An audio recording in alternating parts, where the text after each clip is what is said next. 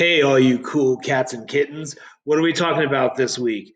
This week we are focusing on bioaccumulation and biomagnification and how that impacts the wetlands. But what am I kind of obsessed with? This live cam of Tower Girl. There she is. She is a peregrine falcon that has made a nest at the University of Texas Tower. There are her four eggs, and there she is preening herself. So I'm going to have a link to Tower Girl's live cam, and you can keep an eye on that peregrine falcon because I'm a little bit obsessed with her. What are we talking about specifically?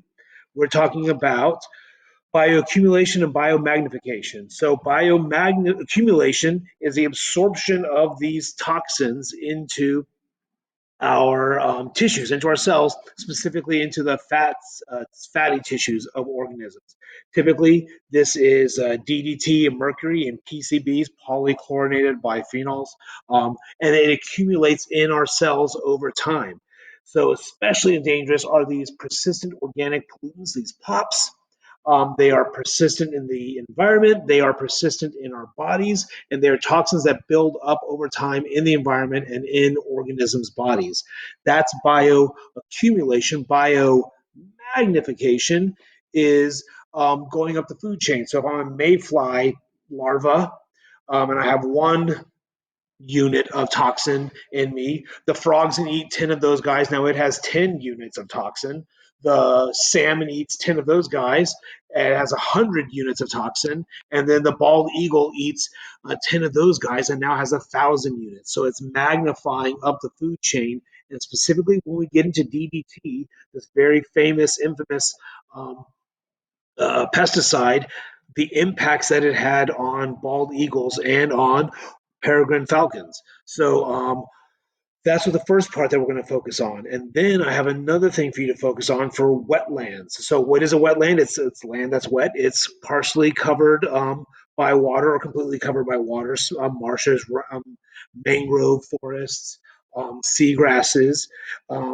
And so what's happening is they're being threatened. These wetlands are being threatened by development, commercial development. We're paving over them. I saw this one Bill Nye the Science Guy where he said that 30 feet thick concrete parking lot, let me in frame, 30 feet thick. It was 4 Bill Nyes thick, pure concrete, just to make the parking lot because it kept sinking into the wetland. And no matter how thick they kept adding on layers, it didn't work. So development and construction is threatening them.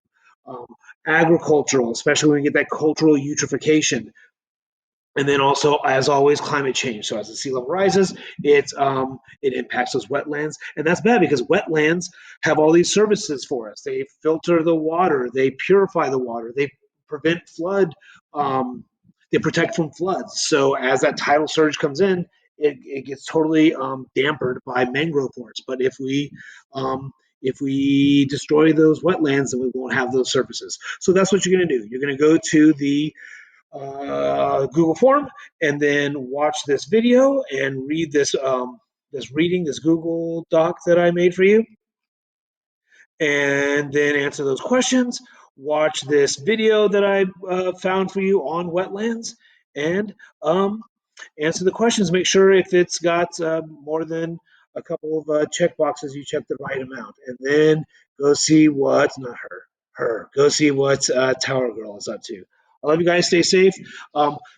It's not the beginning of the end with coronavirus. It's now the end of the beginning. We're still in it, so stay inside, wash your hands, stay out of the community, be good to each other. It's not social distance; it's physical distance. So stay contacted with your friends and loved ones. I love you guys. Bye.